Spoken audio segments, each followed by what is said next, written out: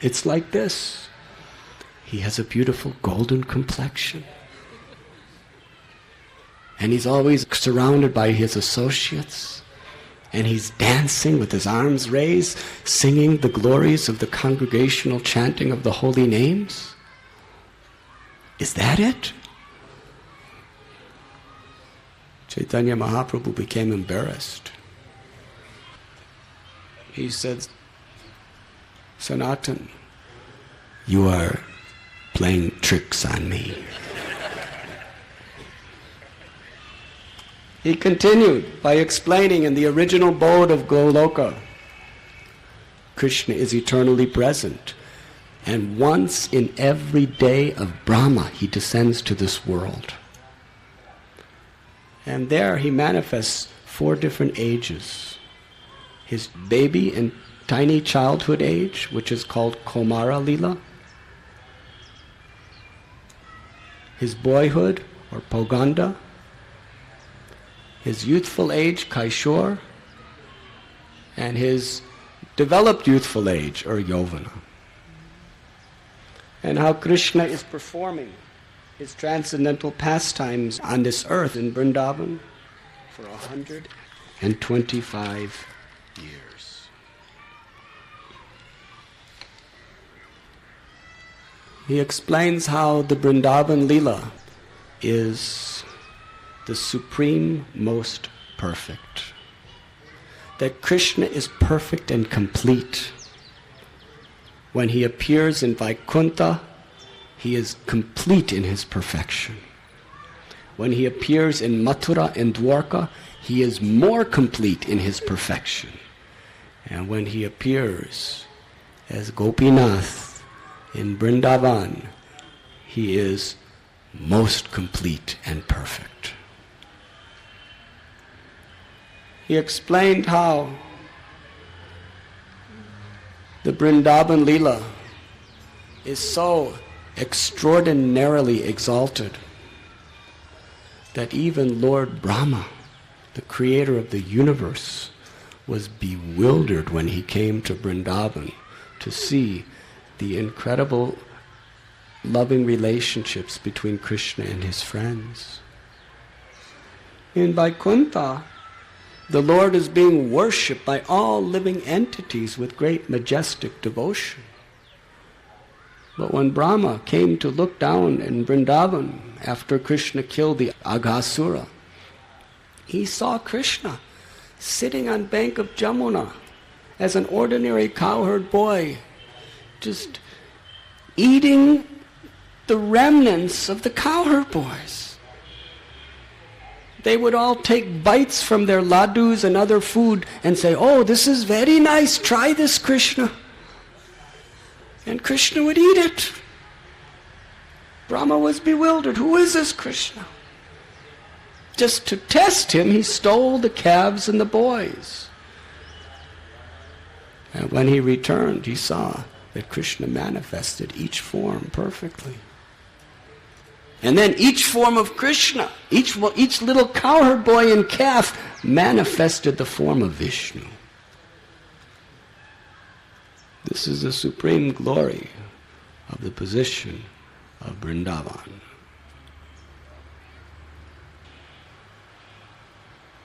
Mahaprabhu explained how below Goloka Vrindavan is the Vaikunthas, below Vaikuntha is the Viraja, which is the border between material and spiritual existence. And within material existence there are innumerable universes like mustard seeds in a bag of mustard seeds. And yet the illusion is every living being is thinking that they're the center of the universe. If I'm happy, that everything is very nice. In this regard, Lord Chaitanya told a story of when Lord Brahma came to visit Dwarka. He said to the gatekeeper, "Please tell Krishna that Brahma has come to see him." Krishna said, "Oh, which Brahma?" "The four-headed Brahma." "Tell him to come in." But on his way in, Krishna called so many other Brahmas. Brahma saw 8-headed Brahmas, 16-headed Brahmas, 32-headed Brahmas, 64-headed Brahmas. Some Brahmas had hundreds of heads, some thousands. He even saw a Brahma with millions of heads. He felt utterly insignificant because he only had 4. Because according to the size of the universe, that's how many heads Brahma has. They were all bowing down to Krishna, and he said, I will protect you from all demons, you all go back to your abodes. And little tiny Brahma was the only one left, offered his worship to the Lord, understanding how before God we are all insignificant. Lord Chaitanya explained the sweetness of Vrindavan, how even Lakshmi Devi, the goddess of Vaikuntha, performed vows to enter into the Leela of Vrindavan. But she was not able to do so. The only way to achieve residence of Vrindavan is through following the 64 principles of devotional service, of which 5 are prominent. Associating with devotees, chanting the holy names of the Lord, hearing Srimad Bhagavatam, living in a holy place, worshipping Tulsi, and worshipping the deity of the Lord with great devotion. He described how there are different stages of bhakti that one progresses through. Sadhana bhakti, which has 2 parts. Vaidhi bhakti, which means we advance by strictly following rules and regulations. Then there is raga bhakti, where we begin to develop spontaneous devotional service. And through ragatmika bhakti we ultimately come to bhava bhakti, or serving the Lord with pure unalloyed devotion. And through that we gradually come to the ultimate perfection of Krishna Prema. Lord Chaitanya Mahaprabhu was asked by Sanatana Goswami that, please, I have heard that you explained the Atmarama verse of Srimad Bhagavatam to Sarvabhauma Bhattacharya. Can you explain it to me as well? The Atmarama verse teaches that even the greatest, most liberated souls, they are attracted to devotional service to Krishna. Lord Chaitanya explained the Atmarama verse in 61 different ways, with 61 different points of view.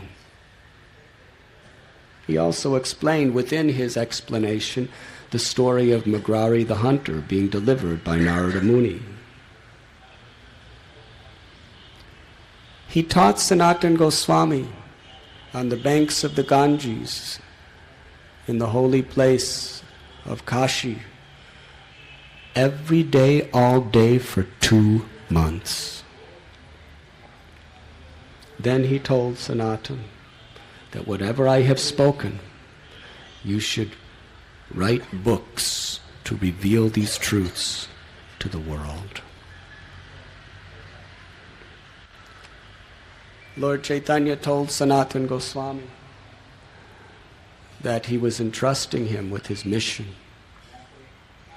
that he should go to Vrindavan. He should teach what is the behavior of a devotee, what is the duty of a devotee, what is Vaishnava etiquette, what is the behavior of one in the renounced order of life. From all the scriptures you should extract that the essence of all knowledge is pure unalloyed devotional service to Sri Sri Radha and Krishna.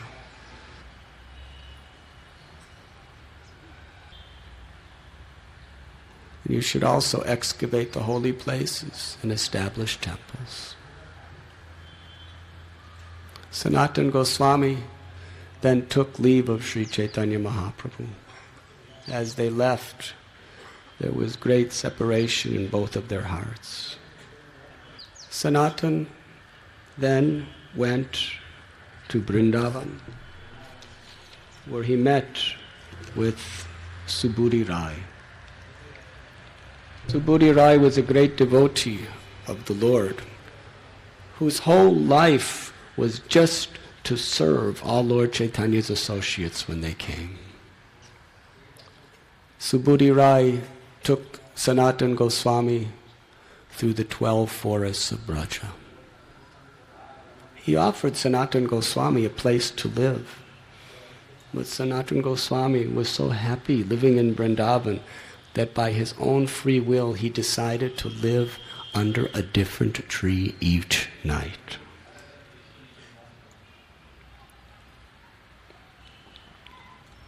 Lord Chaitanya Mahaprabhu also instructed Sanatana Goswami that in due course of time you should serve my devotees who come from distant places. Because my devotees are generally very poor. They don't have much, just a water pot and some little clothes. You should give them shelter and maintain the Vaishnavas when they come. So Sanatana lived with Subudhi Rai for some time. But he found out that Rupa Goswami had already been there and went to Puri. With Chaitanya Mahaprabhu's permission, Sanatana Goswami then began his journey to Jagannath Puri. He traveled through the Jarikhanda forest, all alone. Sometimes he would fast because there was just no food. Sometimes he would get some little bit that he would offer to Krishna and partake. Due to this severe fasting and due to his drinking some contaminated water from one of the ponds of the forest, he contracted a terribly painful skin disease.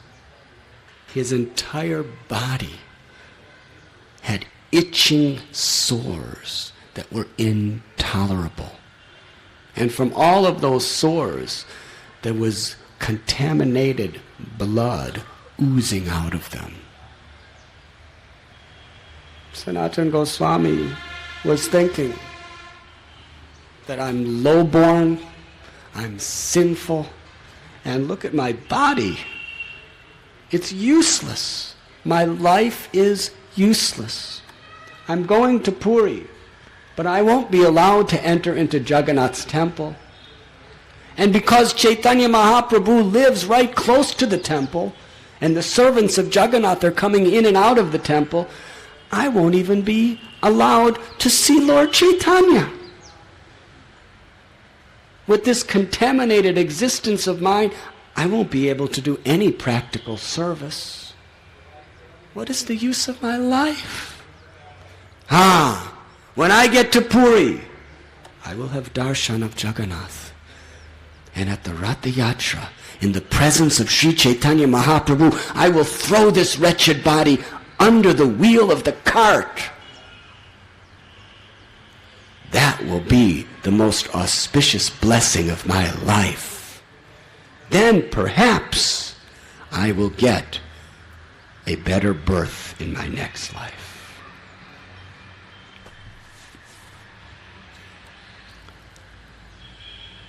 With this conviction, he continued on his journey, arrived in Jagannath Puri. He went to the Bhajan Kutir of Srila Haridas Thakur, which is called Siddha Bakula. When Haridas Thakur met with Sanatana Goswami, they were both in great, great ecstasy to be together once again. If you remember, Haridas Thakur was the person who personally introduced Sanatana Goswami to Sri Chaitanya Mahaprabhu at Ramakeli. Sanatana Goswami asked Haridas, "Where is Sri Chaitanya Mahaprabhu?" Haridas replied, "He comes here every day. In fact, he should be here any moment." Chaitanya Mahaprabhu appeared right at that time. They both offered their prostrated obeisances. Lord Chaitanya picked up Haridas and embraced him. Haridas said, "Laying here at your lotus feet is your beloved Sanatana Goswami." Sanatana got up. Lord Chaitanya went to embrace him. Sanatana said, "No, I am the lowest of the low. Please, please, do not touch me. My body is contaminated." Lord Chaitanya, by force, embraced Sanatana Goswami.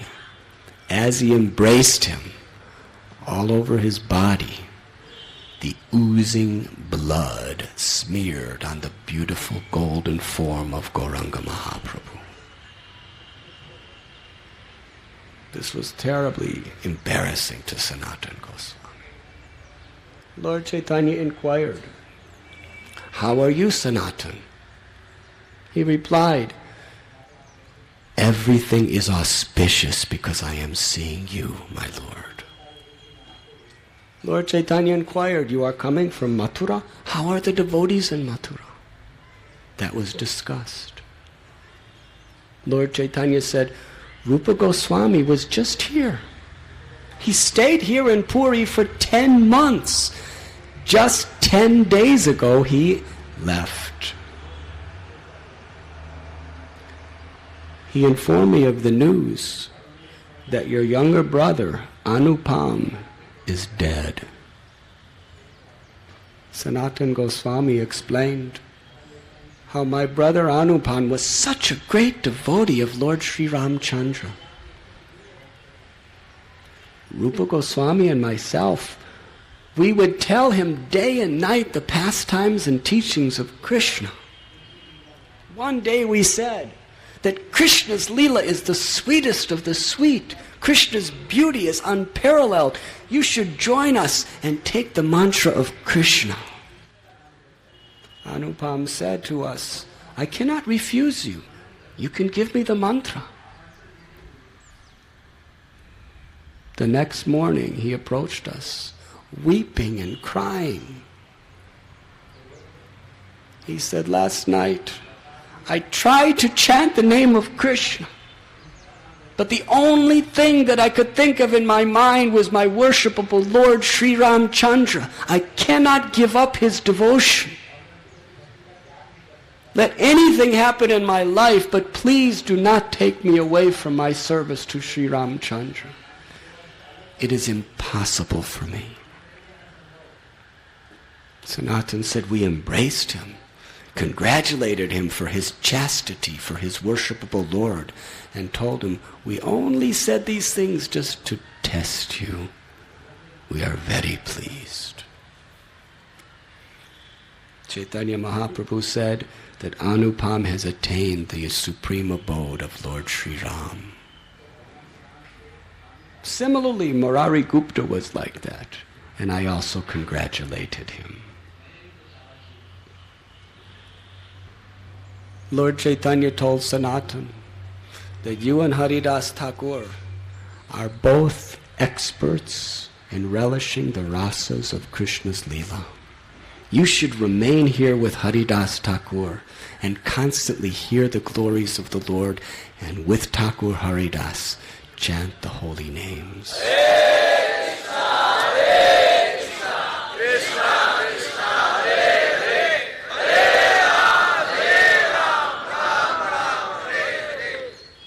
I know that due to your humility you will not go into the Jagannath temple, but right from where you are sitting you can see the chakra on top of the dome. That is non-different than Jagannath. You can have darshan of Jagannath Dev every day by viewing the chakra. Each and every day, Lord Sri Chaitanya Mahaprabhu, after the Upala Bhog offering in Jagannath's temple, would come to see Haridas and Sanatana. Srila Prabhupada remarks, although Sanatana Goswami was so humble, he would not even make an attempt to enter Jagannath's temple. He thought himself so sinful. But due to that humility, Jagannath himself, in the form of Sri Chaitanya Mahaprabhu, would every day come out, bring the most succulent Mahaprasad of Jagannath and deliver it to Haridas and Sanatana with his own hands. Every day, Lord Chaitanya would spend hours discussing Krishna's Leela with Sanatana and Haridas. One day, Lord Chaitanya spoke. Give up this nonsense idea of committing suicide. If one could attain Krishna by committing suicide, I would give up millions and millions and millions of these bodies without a second's hesitation. You can only attain Krishna through devotional service. There is no other way. The idea of suicide is simply the ignorance, is simply due to the influence of the mode of ignorance. However, sometimes devotees, when they are feeling intense ecstasies of separation, they feel they cannot live without Krishna. At that time, sometimes they want to end their bodies. But when you come to that stage of separation, then Krishna appears before you. Sanatana Goswami, your idea of suicide is simply nonsense. Give it up. You should spend your life hearing and chanting the glories of the Lord. That is the only means of attaining Krishna. For Sanatana Goswami was thinking that the Lord does not appreciate my idea of committing suicide. I have to give it up. Then he spoke, "Oh Lord, what is the value of this body? It's useless. What profit will you gain if I remain alive?" Lord Chaitanya said, "Your body is my property.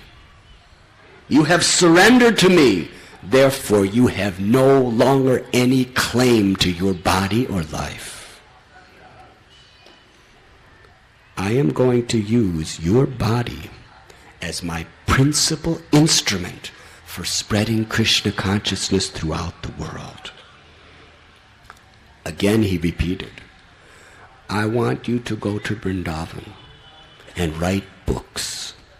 Through your books and through your lifestyle, I want you to establish what are the principles that a devotee must live by. What is devotional service? What is Krishna? What is Krishna prema? What is the etiquette of a Vaishnava and the duties they must perform? How do those in the renounced order of life live? I want you to excavate the holy places of pilgrimage in Vrindavan, which have been lost to the vision of humanity. And I want you to construct temples and preaching, temples by which preaching to the people can enlighten them in the real glory of how to live a Krishna-conscious life. What I want to do in Mathura and Vrindavan, I cannot, because my mother wants me to stay in Puri. It is my plan to do it through your body. And yet, you want to destroy that body? How could I tolerate this? Haridas Thakur, look at this man.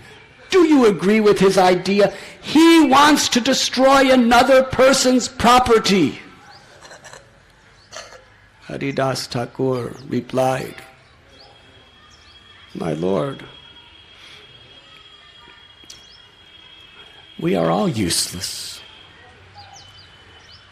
It is you, my Lord, who are able to utilize us for whatever purposes you want us to serve. But unless you tell us what we're supposed to do, we will never know. I can understand the good fortune of Sanatana Goswami today. Sanatana Goswami said to the Lord that I'm just a wooden doll. And you can make me dance any way you like to dance, but all credit and glory is yours. Chaitanya Mahaprabhu then again forcibly embraced Sanatana Goswami. Then he left. Haridas Thakur, he was weeping in ecstasy. He said, Sanatana, you are the most fortunate person in all of creation. Chaitanya Mahaprabhu has accepted your body as his own property. He wants you to do his work in Mathura, in Vrindavan. How fortunate you are.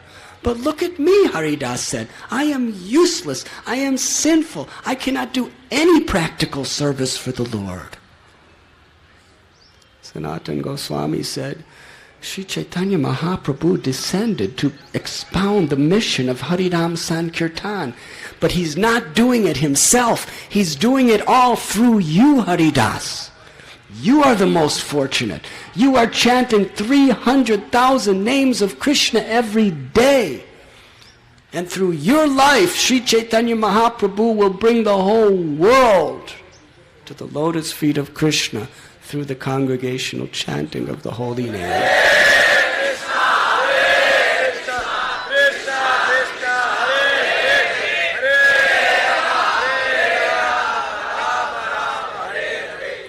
Some people preach very nicely, Sanatana told Haridas, but their behavior is not very exemplary.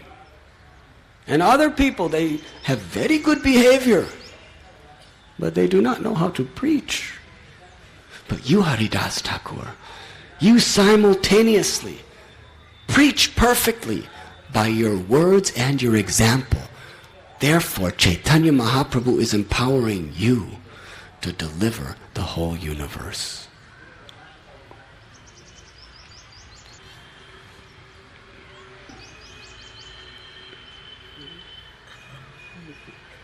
Lord Chaitanya one day, he invited Sanatana Goswami to come to a garden called the Yamala Gardens to take prasad. Now to get there was two ways. One is a very nice, cool walk just by the Singhadwaram gate of the Jagannath temple. The other is along the sand of the beach. It was the month of Jeshta. Sanatana Goswami arrived in Puri during April-May, and he was called for prasad at the Yamala Gardens May-June, the hottest months. It was noon, and the sand was burning like fire. Sanatana Goswami walked along the sand. As he was walking, his feet were being blistered and burnt. However, he was so eager to meet Lord Chaitanya Mahaprabhu that he didn't even feel any pain. When he arrived, Lord Chaitanya had already finished prasad and was resting. He told Govinda to give his remnants to Sanatana. After he took prasad, Lord Chaitanya met him. He saw that Sanatana's feet were scorched by the fire of the sand. He said, Sanatana, how did you come here? He said, I came by the beach. You came by the beach? The sand is burning. It's intolerable. Why did you not come by way of the Singhadwaram? Sanatana said that the pujaris of the Jagannath temple are coming in and out of the temple. If I go near one of them, they will be polluted, and then they will come in and make aparad to Lord Jagannath. Lord Chaitanya, when he heard this, he was so pleased. He said, your humility is melting my heart. I am very pleased that you so strictly observe the etiquette of a Vaishnava. Because that etiquette is the ornament that makes a Vaishnava beautiful in the eyes of Krishna.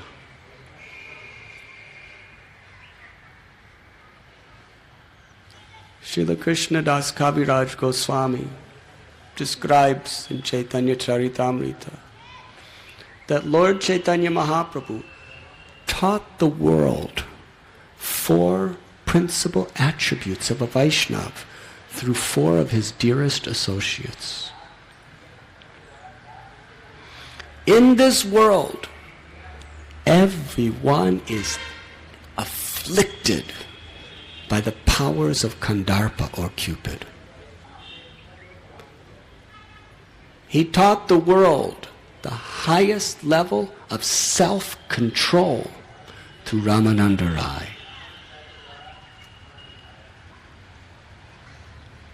Ramananda Rai could even be with the most beautiful young ladies, massaging their bodies, teaching them how to sing, to act, and to dance. But because he was always immersed in his eternal Leela as Vishaka Saki, there was absolutely not a trace of agitation that would enter his mind. Through Damodar Pandit, he taught neutrality.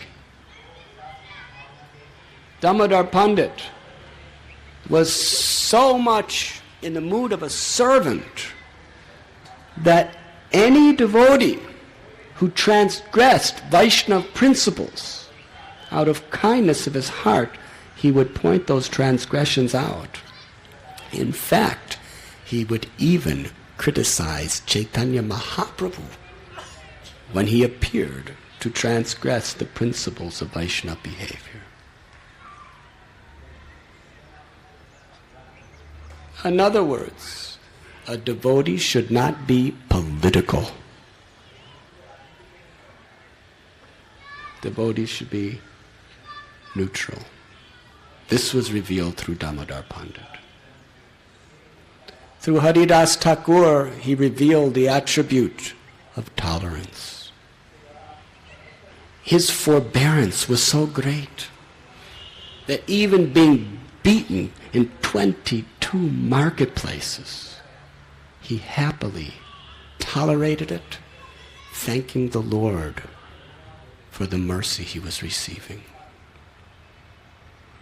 And through Sanatana Goswami, he revealed humility. Although the most qualified person in all of the world, he considered himself so lowly and fallen. The Ratha Yatra came. All the devotees from Bengal arrived. Sri Chaitanya Mahaprabhu introduced Sanatana Goswami to all of his associates, and he praised Sanatana Goswami's glory as if he had 5 mouths. And all of the devotees were overjoyed to hear what mercy Sanatana Goswami was receiving. Prabhupada explains this is quality of Vaishnavas. Their greatest joy is to hear other Vaishnavas glorified.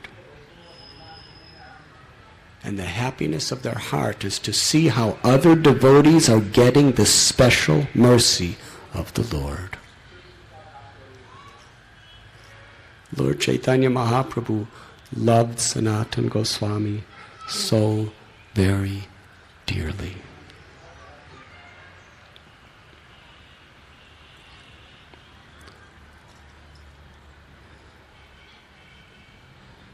One day, Lord Chaitanya was visiting, and Sanatana Goswami was somehow or other trying to escape his embrace. He would offer his obeisances from a distance, but Mahaprabhu would forcibly embrace him, and every time his body would be smeared with blood. Infectious blood. Sanatana Goswami met with Jagadananda Pandit. He revealed his heart. These are the 6 loving exchanges of devotees. To reveal your heart and confidence and hear another. So he revealed that I came to Puri for my benefit. I'm getting just the opposite. I came for purification, for service. And what's happening? Every time the Lord embraces me, his beautiful pure body is covered with pus and blood.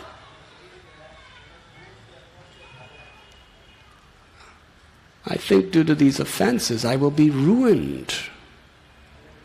Jagadananda Pandit said, the Lord has already said that your home is Vrindavan. You've already spent enough time in Puri. Go to Vrindavan.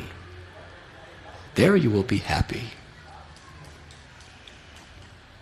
The next day, Lord Chaitanya came. He went to embrace Sanatana. Sanatana tried to get away, but he embraced him. Sanatana Goswami sat down with the Lord and said, I'm going to leave for Vrindavan. Huh? Who told you to leave for Vrindavan? Jagadananda Pandit. He's my well-wisher. He's a learned scholar. He gave me good advice. Lord Chaitanya became very angry. Who is this Jaga? Impudent neophyte devotee. He thinks that he has the right to instruct you? You are fit to be his guru. You are my advisor. You are fit to deliver the whole universe with Krishna consciousness. It is unbearable for me to think that this young boy, Jagadananda, is telling you what to do. Sanatana Goswami became very sad. He said, how fortunate is Jagadananda Pandit. He's tasting the sweet nectar of your intimate words. But you're praising me just like an outsider. How unfortunate am I? Lord Chaitanya said, no, Sanatana. There is no one more dear to me than you. I am not speaking in this way. But it is true. You are a learned scholar who has all the qualities of a pure Vaishnava. Jagadananda should not be instructing you in this way. Sanatana Goswami said, but my Lord, it is a fact what he's saying. I came here for my benefit and my life is being ruined. You keep embracing me. Look at your body. It's covered with blood and pus from my sins. I cannot bear this any longer, my Lord. Lord Chaitanya then revealed his heart. He said, please listen, Haridas and Sanatana. You too are like my own little children.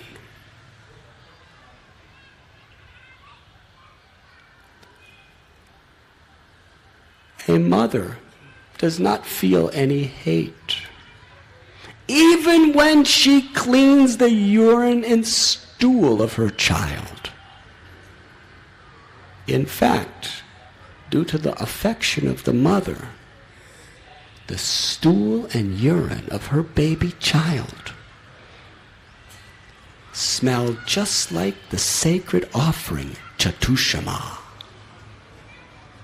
which is sandalwood, musk, camphor, and saffron. The first time I embraced you, I smelled your body to be just like fresh sandalwood pulp. I take great pleasure in embracing you. In fact, I get purified when I embrace you. The perfection of the sight is to see a Vaishnava.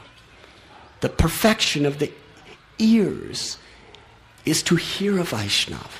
And the perfection of touch is to touch a Vaishnava.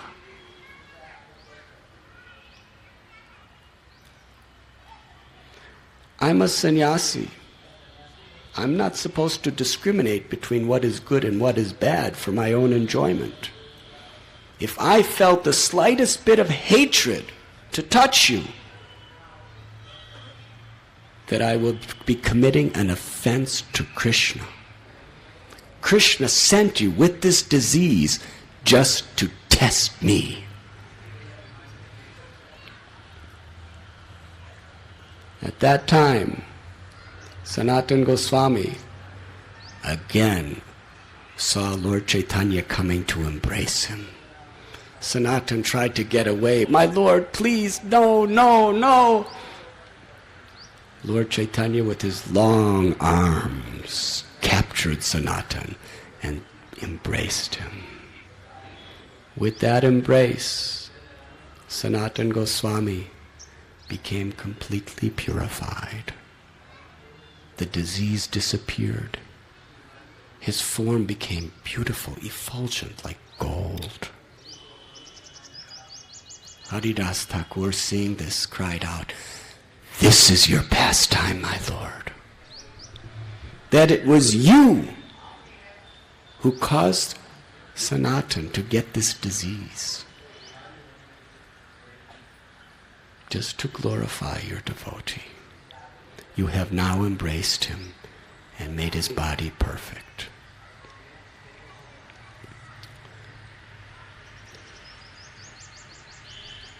Sanatana Goswami stayed in Puri for 1 year. After the Dola Yatra, Lord Chaitanya told him he should go to Vrindavan. Krishnadas Kaviraj Goswami tells us that it cannot be spoken what a piteous scene it was as the Lord and his devotee were about to be separated. Sanatana Goswami got the notes of Balabhadra Bhattacharya, telling exactly which places Lord Chaitanya stopped and performed his leelas on his way to Vrindavan.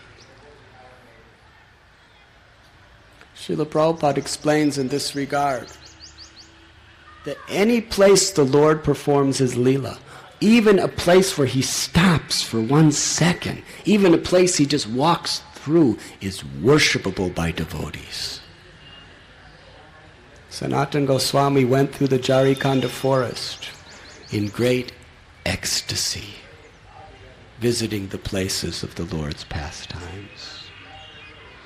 Then he arrived in Vrindavan. Finally, after several years, he was reunited with Srila Rupa Goswami. Sanatana Goswami brought with him to Vrindavan many great Vedic scriptures, because his mission was to extract the essence from all of them to write his books. When devotees from Puri or from Bengal would visit Vrindavan and then come back to their homes, everyone would ask them, "Did you see Rupa and Sanatana? What are they doing? Where are they living? What are they eating? Please tell us about him." These people would say that Rupa and Sanatana, they left the riches of royal opulence in Ramkeli. They have no fixed place of residence. They sleep either under a tree or under the bushes of Braja, a different place each night. They go out and beg door to door on Madhukari. They have given up all forms of material enjoyment. The only type of food they get is some dry roti and sometimes fried chickpeas. They are always chanting the holy names of the Lord. They are always discussing the Leela of the Lord. They are always dancing in kirtan. They only carry an earthen pot, and they wore just some torn, discarded clothes, and in the winter a little torn quilt. But they're constantly absorbed in the ecstasy of service to Radha and Krishna. They sleep at the most only 1.5 hours a night. And sometimes they're so absorbed in Hari Katha and Hari Kirtan that they don't even sleep at all.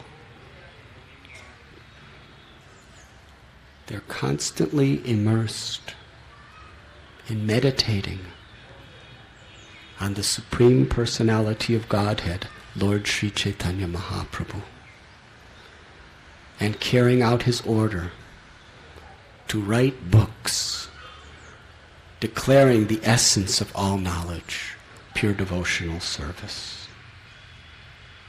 Sanatana Goswami's priest from Ramkeli, when he heard about Sanatan's life in Vrindavan, he renounced all of his royal services and came to take initiation from Sanatana.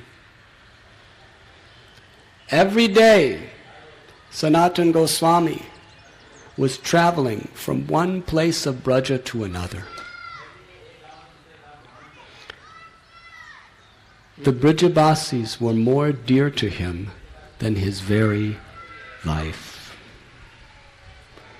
When he would come to a village, the people of Vrindavan, they were so very happy to see him. It was as if a poor person was receiving precious jewels. The whole village would come to the outskirts with tears of joy in their eyes to welcome him. They loved Sanatana Goswami so dearly.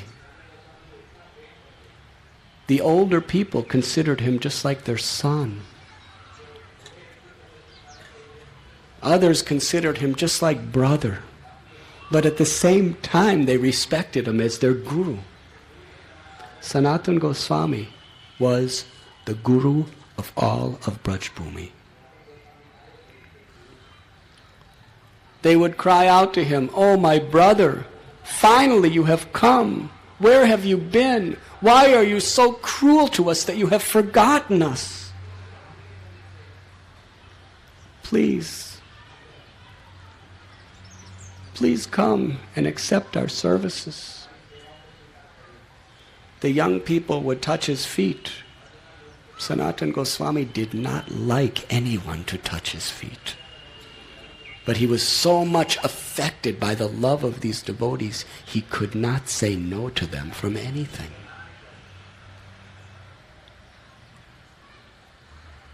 And the older people, even though he was their guru, they were supposed to touch his feet. But because of their affection for him, they completely forgot about touching his feet. They would sit him under a tree, and they would bring him milk and yogurt and ghee and all sweets to eat. Sanatana Goswami would inquire from them. He would ask one person, "How many children do you have?" To another he would ask, "Who did you marry?" To another he would ask, "How many cows do you have? Are they giving proper milk? What do you do with their milk?" He asked another person, "How is your farming? What type of farming are you doing? Are your crops growing nicely? What are you doing with them?" He would ask another Brijabasi, "How is your health?" To another, "How is your mental condition?" Sanatana Goswami loved the Brijabasi so much that anyone who was having any problem, they would come to Sanatana Goswami and he would give them solace.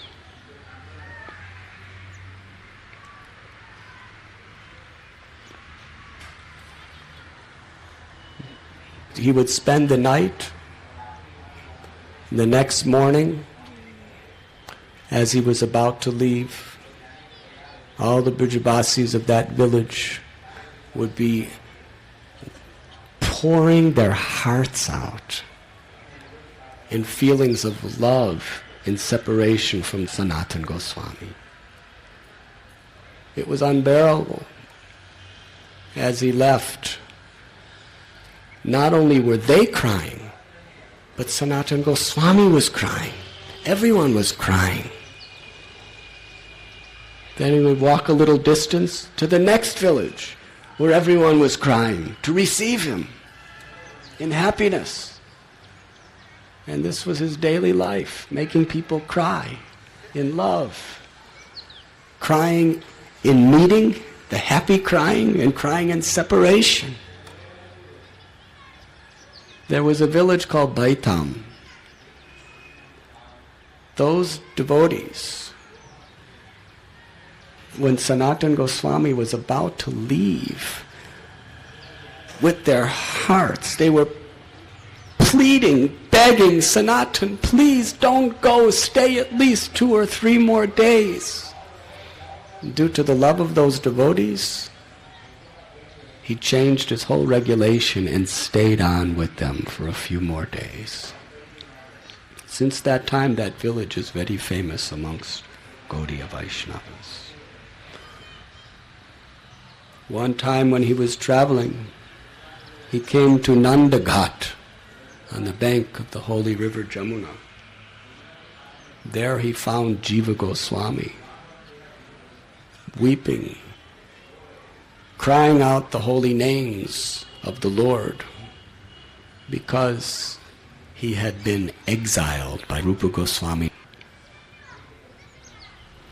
Vallabhabhata came to Vrindavan and volunteered to help Rupa Goswami to edit his Bhakti Rasamrita Sindhu, pointing out certain grammatical errors. But Jiva Goswami convinced Vallabhabhata that it was perfect. So Vallabhabhata came back to Rupa and said, here's your book back, there's no need for any corrections. If your disciple, Jiva Goswami, is so learned, then how can I correct you? So Rupa Goswami, he wanted to show the world the glories of Jiva. This senior Vaishnav came to render service, and you have the impudence to correct him? No one with a trace of false pride has a right to live in Vrindavan. Go home. So Jiva Goswami accepted this chastisement for his purification, thinking, I'm so proud. I have been rejected. He went to Nandaghat,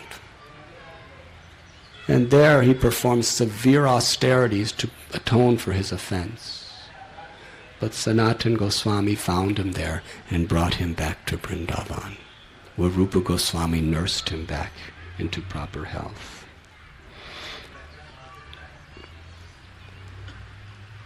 Sanatana Goswami once traveled to Mahavan. There was the temple of Madan Gopal, just a small little temple. Madan Gopal was the deity that was originally installed by Vajranabh, the great-grandson of Krishna. And then it was rediscovered by Advaitacharya near Advaitavat in Braja. The deity was temporarily living in a little temple in Mahavan. And Sanatana Goswami would go every day for the darshan. One day on the banks of the river Jamuna, playing in the sand, Sanatana saw a very beautiful cowherd boy playing with friends. And the way they were having their leelas was so charming to the heart. He thought, this boy is not ordinary. All day long, Sanatana just watched the child playing.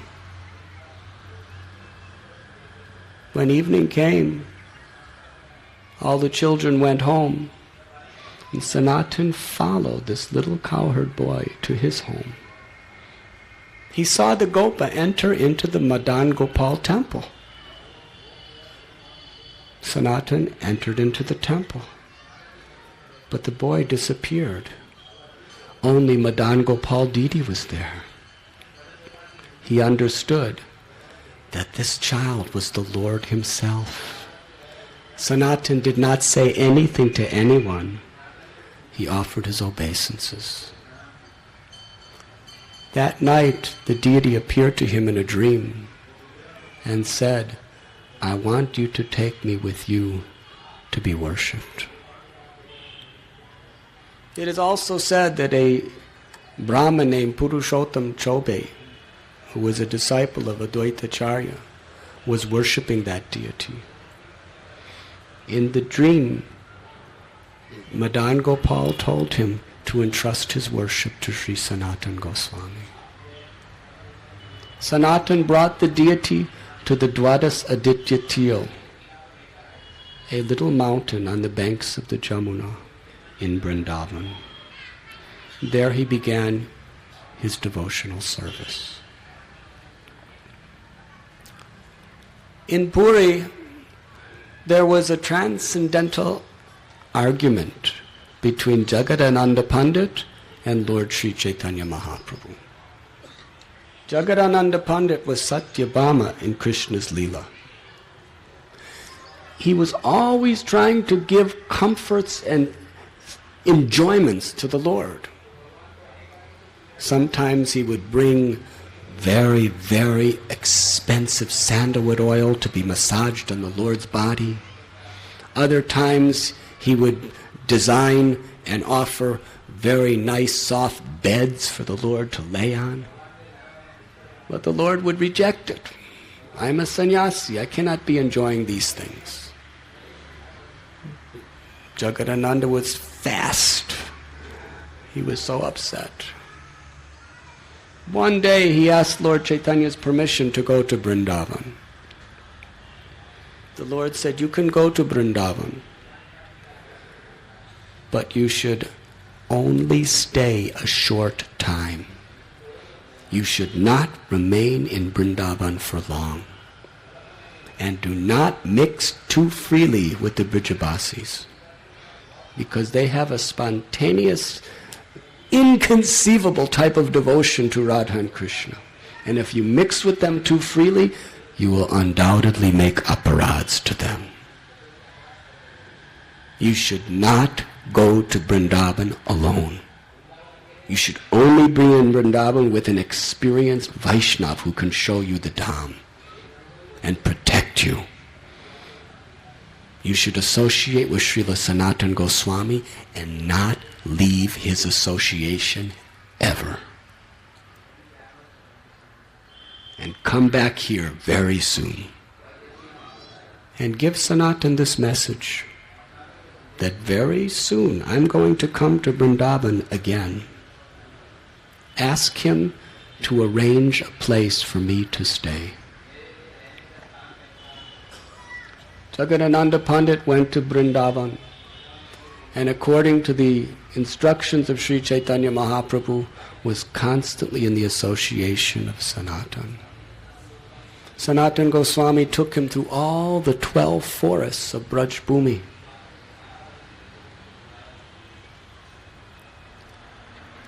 At the end, they came to Mahaban, where Jagadananda was living with Sanatana Goswami in his cave. Sanatana Goswami would go for Madhukari, and sometimes Jagadananda Pandit, in a nearby temple, he would cook the various things that Sanatana would bring for him. In fact, Sanatana Goswami was such a loving devotee that he maintained and cared for Jagadananda Pandit day and night. One day, Jagadananda Pandit invited Sanatana Goswami to come to this temple for prasad. There was a sannyasi named Mukunda Saraswati who gave Sanatana Goswami one of his red outer cloths.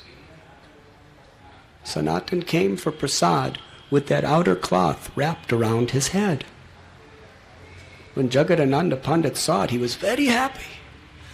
He was thinking that my Prabhu, he's wearing my worshipable Lord Sri Chaitanya Mahaprabhu's outer garment on his head. How wonderful.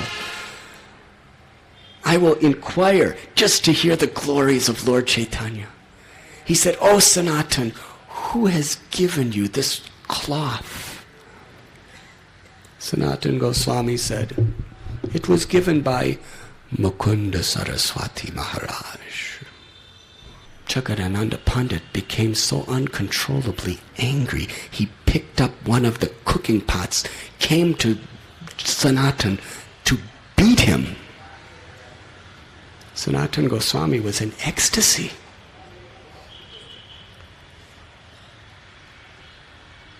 Sanatan said, "Now I can understand why you are such a dear devotee of the Lord. You are a great scholar, and you have such faith in Sri Chaitanya Mahaprabhu. Unless you exhibit it in inconceivable ways like this, how will I ever understand and learn how to have faith like this? Today you have proven to me what a glorious servant you are. I am very grateful to you. As far as this cloth, I have no use for it. I will give it to a stranger." Jagadananda Pandit was very embarrassed. They took prasad together. They cried in ecstasy in separation from Sri Chaitanya Mahaprabhu. Jagadananda Pandit remained with Sanatana Goswami for 2 months. And then with his permission he left. Sanatana Goswami gave gifts, 4 gifts for Jagadananda Pandit to present to Lord Chaitanya. Sand from the area of Krishna's Ras Leela, a stone from Govardhan Hill,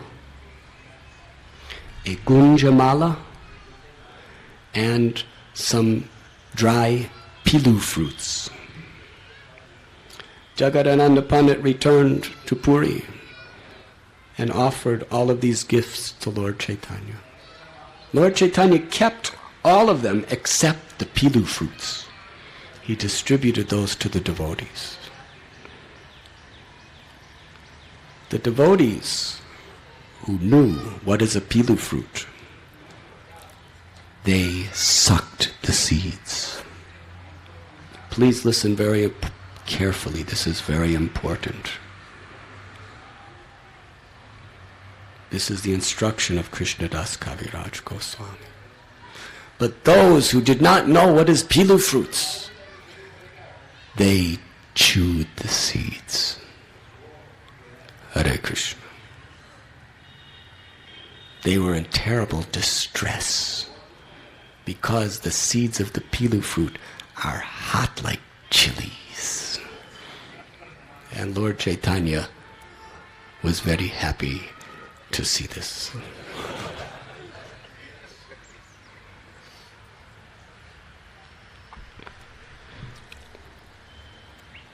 Sanatana Goswami was then waiting for the Lord to arrive. He was given the message, "I'm coming for my second visit to Vrindavan. Please arrange a place for me to stay."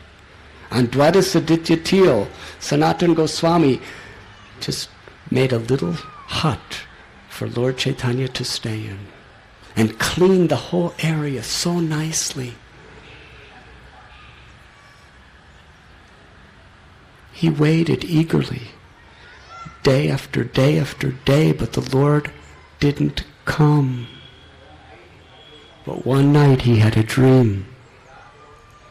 He saw the beautiful golden form of Sri Gauranga Mahaprabhu sitting on a celestial platform right there at Dwadasaditya. Sanatana offered his prostrated obeisances to Lord Chaitanya. Lord Chaitanya placed his feet on top of his head. Then he lifted him up and embraced him. And told Sanatana Goswami, I have come to Vrindavan to satisfy your desires. When Sanatana Goswami woke up from his dream, he understood that the Lord had certainly come. He was worshipping the deity of Madan Mohan in a little hut under a tree. From Madhukari, the most he would get is some dry roti without even any salt. Sanatana Goswami was feeling so much lamentation in his heart.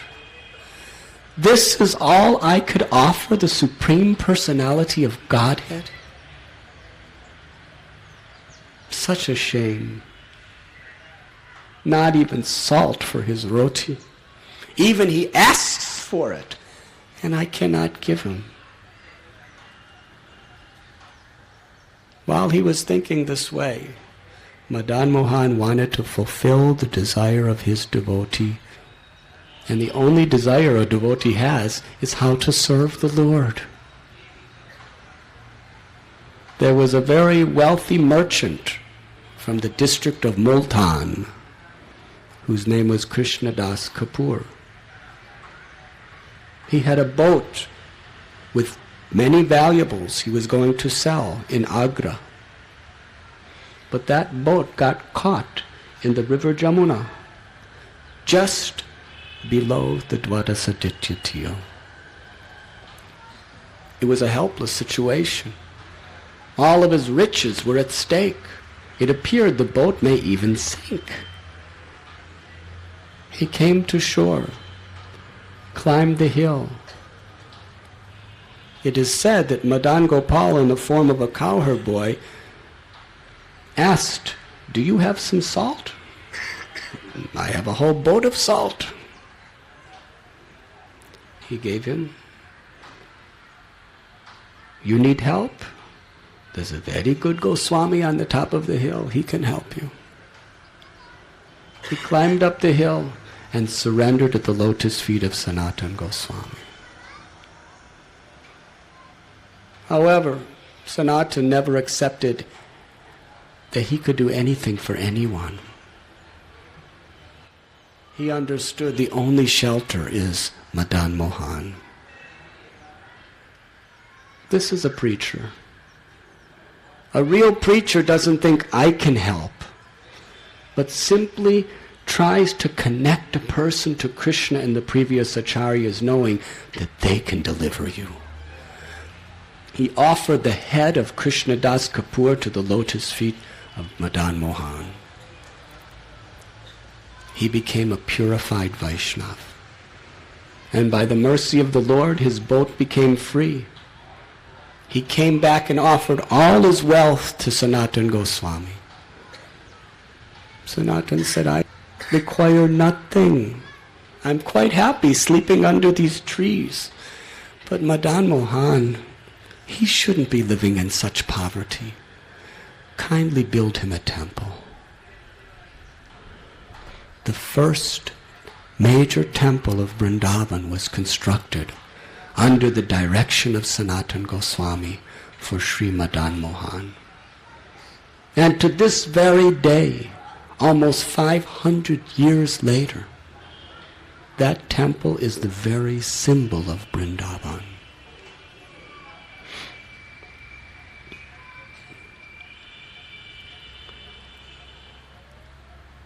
Sometime after Gopal Bhatta Goswami came from South India on the instruction of Lord Chaitanya. Rupa Goswami and Sanatana Goswami wrote a letter to Lord Chaitanya in Puri that's saying, your dear servant Gopal Bhatta Goswami has come and we have accepted him as our own brother. Lord Chaitanya Mahaprabhu was so very pleased to see the congenial, loving relations between his devotees. He sent very precious gifts of his own remnants to Gopal Bhatta Goswami, Sanatana Goswami, and Rupa Goswami, with the message that it is my desire that you live together as brothers in loving relationships, serving the mission of Vrindavan. Gopal Bhatta Goswami was so dearly loved by Sanatana. Sanatana Goswami wrote Hari Bhakti Vilas and published it under the name of Gopal Bhatta Goswami. Gopal Bhatta Goswami also helped him to edit that book. Sometimes Sanatana would live in the district of Nandagram at Pavan Srovar. He slept under a tree in a completely secluded place. Nobody in all the world knew where he was. He was so absorbed in worshipping Krishna and Sri Radharani that for days and days and days at a time he forgot to even eat or drink. Madan Gopal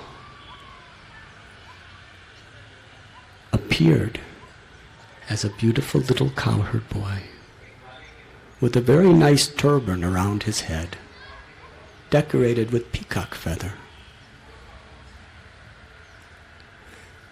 He approached Sanatana Goswami and said, why are you living in such a secluded place? Nobody knows where you are. But I happened to be herding the cows and I saw you here. I have brought this bucket of milk for you. Please drink this milk. Another thing I want to say to you. You're living on the ground, under a tree, is causing great distress to the hearts of the Brijabasis. Please, please, if you want to make us happy, build a little hut for yourself and stay there. I'll be back to get my bucket. Then the boy disappeared. Sanatana Goswami drank the milk. By the influence of that milk, his heart erupted with uncontrollable ecstasy. By the influence of the milk, he understood that that little boy was his worshipable Madan Gopal. He was so beside himself in transcendental love that Krishna had to appear to him in an invisible way just to pacify him, and reminded him that we are very sad about your living under this tree, but we'll be very happy if you have hut, bhajan kutir. That was the first time Sanatana Goswami accepted a bhajan kutir. And to this very day, on the banks of Pavan Srovar, we go to worship the bhajan kutir of Srila Sanatana Goswami. One day, actually Rupa Goswami He had a bhajan kutir just a few minutes walk away near Terakadamba in Nandagaon. Rupa Goswami would every day practically come to visit Sanatana Goswami when they were both in the area. For Rupa Goswami considered Sanatana Goswami his spiritual master. In Sri Bhakti Rasamrita Sindhu, he begins by offering his obeisances to Sanatana Goswami, his spiritual master. One day Rupa Goswami wanted to offer some special prasad to Sanatana. At that time, a very charming little gopi cowherd girl brought him some milk, some sugar, some rice, some ghee, some camphor, some saffron. Said, why don't you cook for your Gurudev? But Rupa Goswami was so busy that this little girl personally cooked it. Rupa Goswami offered it to Sanatana. Together they ate it. The first taste of this kheer brought about uncontrollable ecstatic love. Tears were pouring from their eyes, their hairs were standing on end, they were perspiring, they were trembling, they were rolling on the ground. Sanatana said, where did you get this kheer? Oh, this little girl gave me. She cooked it with her own hands. Tell me about this little girl. When he heard description, Sanatana Goswami chastised Rupa Goswami that you have caused me to accept service from our worshipable object of service, Vrindavaneshwari, Srimati Radharani. Rupa Goswami was very much ashamed, but at the same time, this is the way Krishna consciousness is. Simultaneous joy and pain, meeting and separation. As they were ashamed with the pain in their hearts that they have accepted service from Radharani, they couldn't stop drinking the sweet rice. And that sweet rice was putting them in realms of ecstasy that will never be understood. That night Rupa Goswami was lamenting, but Srimati Radharani personally appeared in a dream to him to pacify him, to tell him this was her desire, to teach the world through her devotees. How a devotee does not want to accept service from the Lord, but simply wants to offer service without expecting anything in return. That is the essence of Srimad Bhagavatam. One day Sanatana Goswami went to Radha Kund to meet Srila Radhanath Das Goswami. As he was approaching, Radhanath Das was so immersed in his bhajan that he was oblivious to the external circumstances of the world. A tiger came to drink water from Radha and Shama Kund.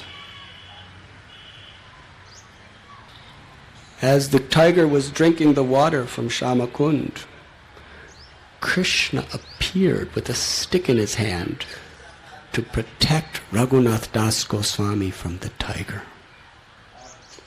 Sanatana Goswami was watching. Tiger went away, Krishna went away. He said, Radhanath Das, what is the purpose of bhajan? It's to serve Radha and Krishna.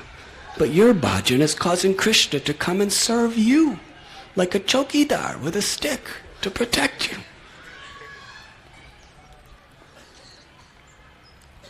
The next time Sanatana Goswami came, it was summer month. The sun was burning very hot overhead. Radhanath Das Goswami was immersed in his chanting of the holy names, in meditation on the Leela of Radha and Krishna. Sanatana Goswami saw Srimati Radhika Rani appear, and with her veil of her sari, she was giving shade to Raghunath Das Goswami's head. When the sun went down, Srimati Radharani left. Sanatana Goswami came and told Raghunath Das that this is too much. Now Sri Radharani, she's standing for hours at a time, shading your head. You're in the nice, cool shade of her sari, and she's under the sun perspiring. What type of bhajan is this? You build a bhajan kutir. So Sanatana Goswami had a bhajan kutir built for Raghunath Das Goswami. And to this day, on the banks of Sri Radha Kund, we worship Raghunath Das Goswami in this holy place. There was a Brahmin who was worshipping Lord Shiva.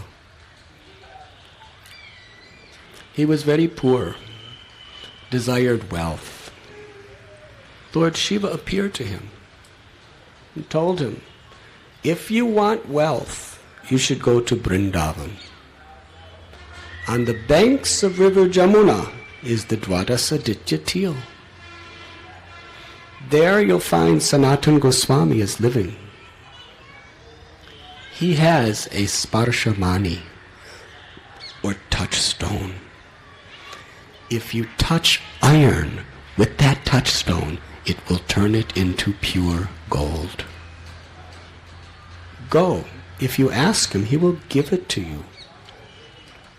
The Brahmin very enthusiastically came to Vrindavan. He climbed up the Dwadasaditya Til. There was Sanatana Goswami doing his bhajan. Lord Shiva appeared to me and told me that you will give me a sparshamani. Do you actually have one? Sanatana Goswami said, yes, I have one.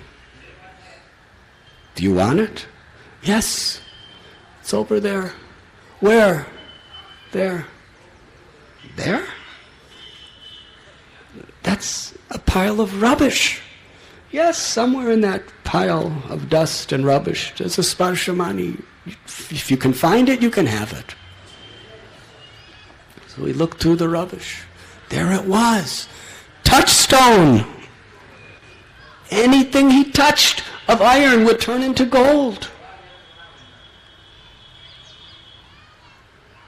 He was very happy. He was touching and getting gold. But he was blessed by Lord Shiva. Therefore he had good intelligence. He began to think, the whole world is looking for a touchstone like this. But this Sanatana Goswami had it laying in a rubbish bin. He must have something more valuable than this. He went back and asked Sanatana, do you have something more valuable? He said, yes, I have something millions of times more precious. Do you want it? Please.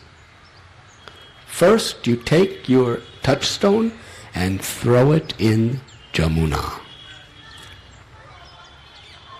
Because what I have, you cannot receive until you're free from all these other attachments. He had faith in the words of a sadhu. To get the treasure of Krishna consciousness, there has to be that leap of faith in the words of a sadhu.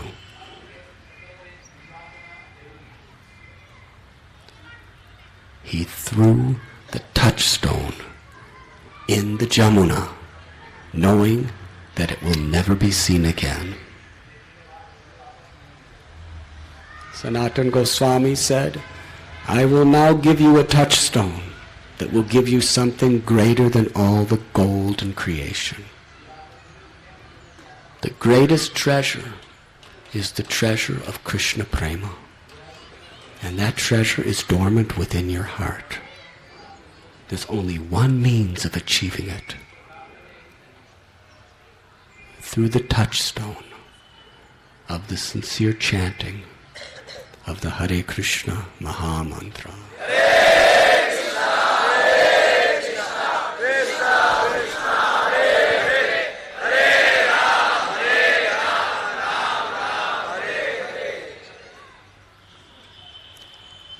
Sanatana Goswami initiated him in the chanting of the holy names, and he became the possessor of the ultimate wealth. At Govinda Kund, Sanatana Goswami performed a very special lila. He met Rupa Goswami, and they would discuss their writings with one another.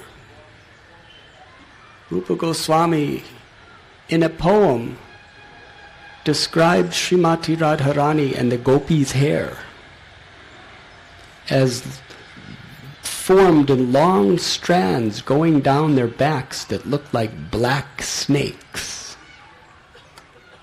Sanatana Goswami, he disapproved of this. He said, Rupa Goswami, with all respects, how can you compare the most beautiful plaids of hair of Srimati Radharani to a black snake? Rupa Goswami was silent. Then he said, well, please, Sanatanji, tell me a proper explanation. So Sanatan was thinking about it. Then he went to Govinda Ghat to take his bath. In Govinda Ghat he saw these young girls taking their baths. Then he saw on one of the young girls there was this big black snake right on the back of her hair, about to bite her. Sanatan was saying, get away, get away, get away. But they didn't hear. They were just laughing and joking. So Sanatana Goswami started going through the waters, and they disappeared, smiling and laughing. He understood. Actually, it's true. The gopis revealed to me that Rupa Goswami's description is perfect. Her hair is like a black snake. So he came back to Rupa Goswami and told this story, and they were both very much in the ecstasy of this darshan. Sanatana Goswami lived in his old age just on the banks of Manasi Ganga near Govardhan Hill in a place called Chakaleshwar Mahadev. This area is called Chakratirtha. Sanatana Goswami would write his books and do his bhajan there. But one night, there were so many mosquitoes that were tormenting him. The next morning he thought that this is not a good place to do my bhajan. So he was just about to leave. Chakaleshwar Mahadev is an ancient Shiva Lingam which was originally installed by Vajranabha, the great-grandson of Krishna. It is one of the 4 principal Shiva Lingams of Braja. Lord Shiva could not bear the thought of separation from Sanatana Goswami. He appeared in the disguise of a Brahmin. Oh, Sanatana Goswamiji, you are going somewhere? He said, yes, I must go. These mosquitoes are too much. I cannot do my seva to Lord Chaitanya. The Brahmin begged him, please, just stay one more night. If the mosquitoes disturb you again, then leave tomorrow. Sanatana Goswami's heart was so soft. He could not say no to the loving offerings or appeals of a devotee. Lord Shiva then contacted the demigod who was in charge of insect life and ordered that demigod, keep the mosquitoes away from Chakratirtha. So Sanatana Goswami lived happily there. He had a vow. Every single day he would do the full 12 koshas parikrama of Govardhan. If you remember, last Kartik, we did the parikrama of the small route of Giriraj Govardhan. That took us 16 hours. Of course, we were not rushing by any means. He would do the long route, means going by Chandra Sarovar and other distant areas, every day. Then he would come back and do his writings, meet with the other Goswamis when they would come. He was constantly immersed in his devotional service. The years went by and Sanatan became very old. But still he would do his parikrama with great strain and difficulty. Lord Gopinath appeared in the guise of a cowherd boy. With his own hands, he lovingly wiped the perspiration from Sanatana Goswami's body as he was doing his parikrama. Krishna had tears flowing from his eyes. He said, "Oh Goswamiji, I cannot tolerate seeing you struggling and straining so much to do this circumambulation every day. You're old, you're practically invalid. Stop doing it. There's no need."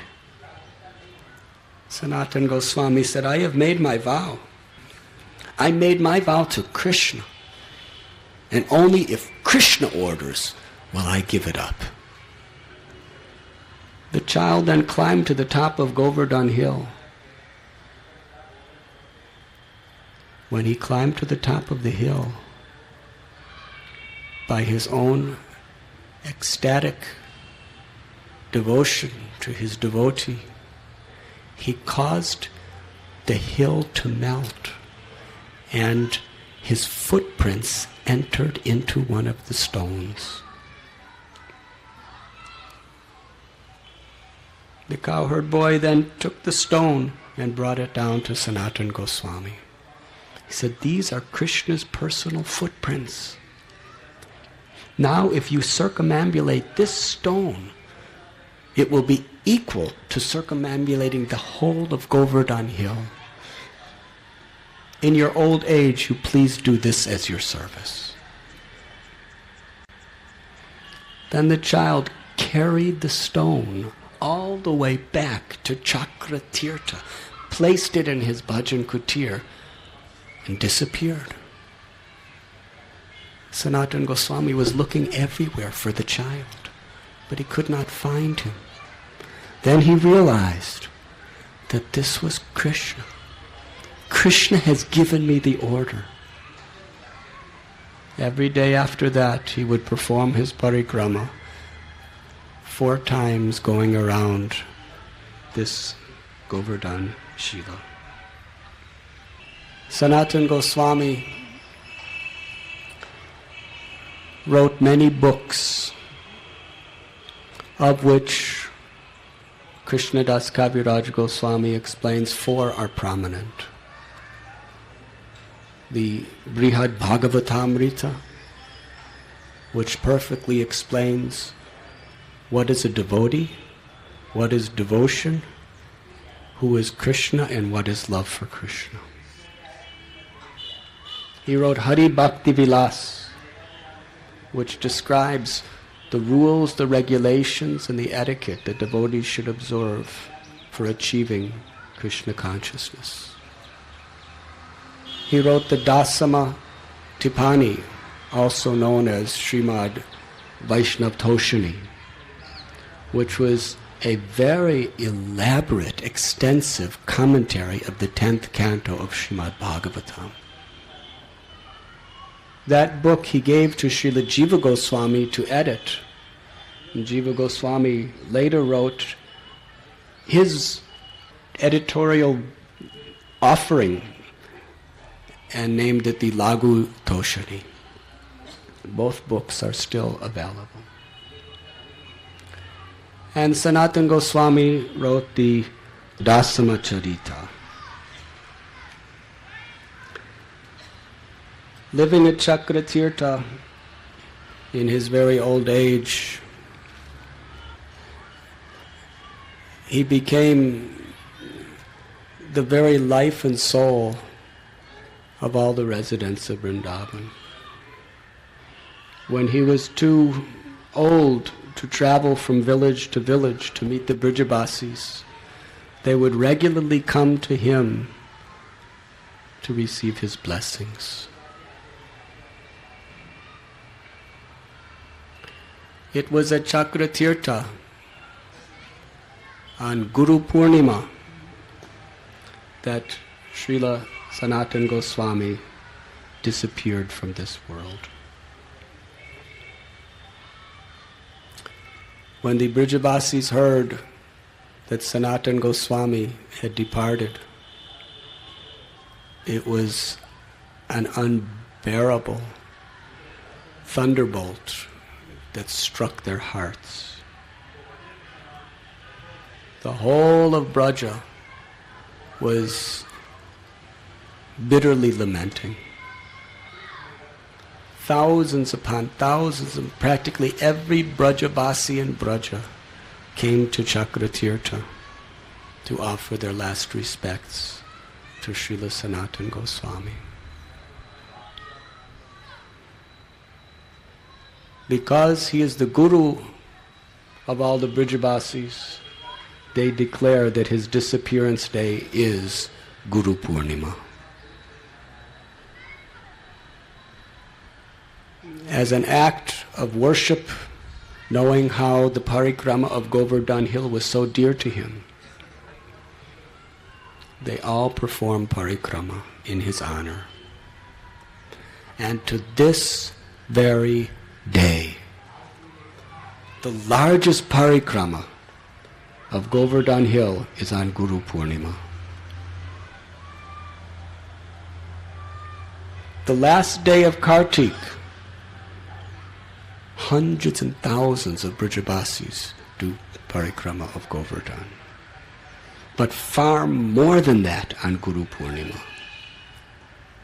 And recently one of our godbrothers, living near Govardhan, in one of Srila Prabhupada's temples, he asked Brijabasi, just a common Brijabasi who herds cows, he asked him, why on this day of the full moon of Guru Purnima is there so many hundreds and thousands of Brijabasis doing this parikrama of Govardhan? And he said, because this is the disappearance day of our Guru Dev, Sanatana Goswami. He is the Guru of all of Braja. And this is the way we celebrate, because we know this is how to please him. Srila Prabhupada often quoted especially two verses from Srila Sanatana Goswami. They are found repeatedly in his books and in his lectures. One, which explains that one is Brahman by quality and by initiation of a bona fide spiritual master, not by birth. This verse states that just as bell metal is turned into gold by the alchemical process of adding mercury. Similarly, when even a person who is of the lowest caste, when he takes initiation from a bona fide spiritual master, he becomes the best of the Brahmins. Another verse that Prabhupada often quoted, as milk touched by the lips of a serpent has poisonous effects, similarly, even hearing Hari Katha, or the knowledge of the sacred scriptures, from a person who is not a proper devotee of the Lord, it can contaminate our hearts.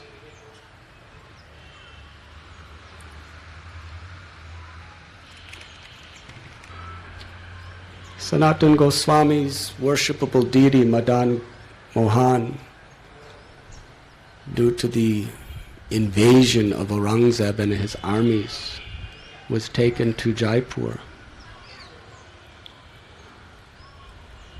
And the disciplic descendants of the disciples of Sanatana Goswami continued the worship. By Sanatana Goswami's mercy, the daughter of the king of Jaipur, she worshipped that deity as her life and soul. When she came of marriageable age, it was decided that she would marry the prince of Karoli, another kingdom, not so far from Bharatpur. She told her father that I've given my life to be the chaste servant of Madan Mohan. I cannot go anywhere else. He is my life and soul. So the arrangements between the kings were already made. It was too late to change it. So what to do? The two kings came together and decided that the king of Karoli would build a beautiful temple for Madan Mohan in Karoli. And the king of Jaipur would give the deity as dowry.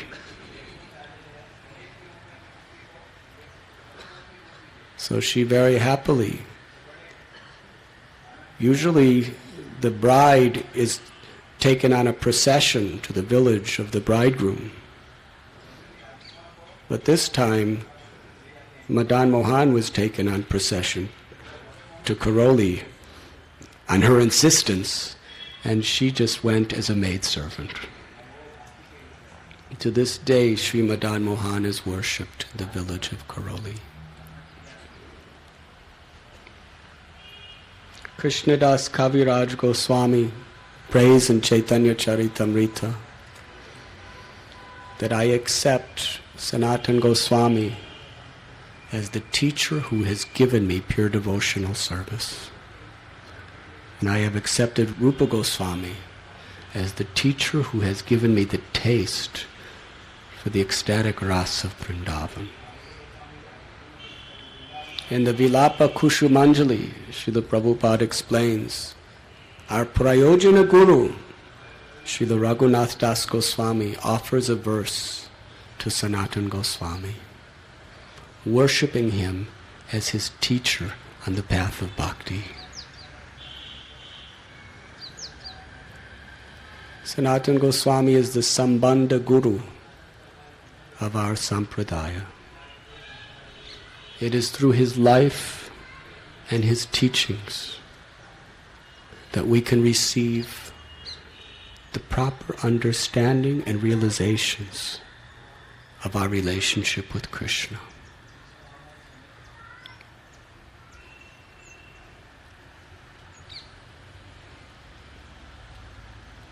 Devotees over the centuries visit his Samadhi Mandir behind Sri Madan Mohan temple, begging and praying for his mercy.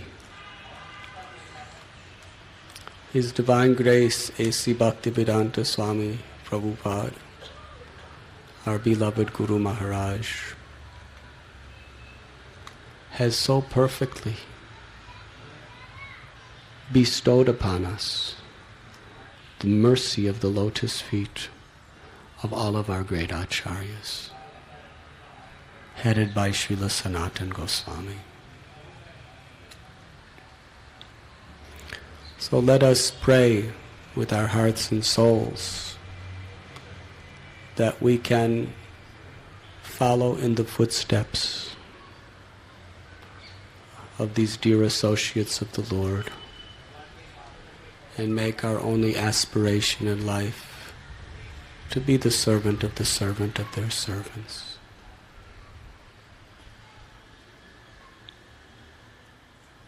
As it has been expressed, the special paramount characteristic of Sanatana was humility, which is the essence of all of our devotion. Trinadapi sunichena, tarorapi sahishnana, amanina manadena, kirtaniya sadahari. Lord Chaitanya Mahaprabhu personally chose Sanatana Goswami to reveal this opulence and to teach the world. Let us pray to him that we can truly be genuinely humble servants of his servants, and free of all pride and desire for prestige, to chant the holy names of Lord Krishna.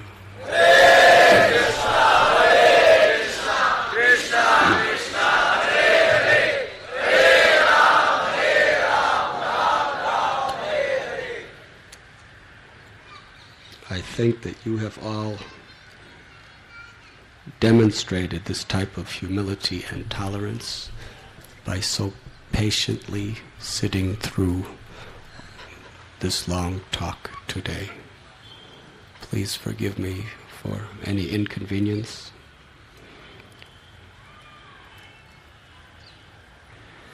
Thank you very much.